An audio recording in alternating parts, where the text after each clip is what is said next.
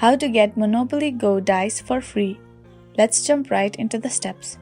First, you want to go ahead and open Monopoly Go app on your phone. The first way to get Monopoly Go dice for free is by playing.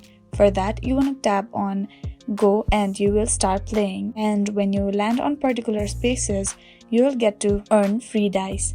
The next thing is you want to tap on Friends, that is on the bottom right corner. Then you want to go ahead and add people from suggested, and when they become your friends, you will get new dices or any other gifts. You can also earn free dice by selecting any of these three options. When you tap on Invite, you can go ahead and send the Monopoly Go game link to any of the friends through various apps, including Facebook Messenger. Now you want to go ahead and tap on Build just besides Go.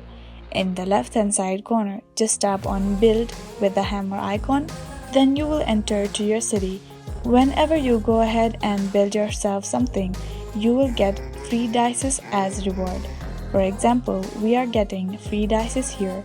And that is how you can get Monopoly Go dice for free. I really hope this video helped you out. Thank you so much for watching till the very end.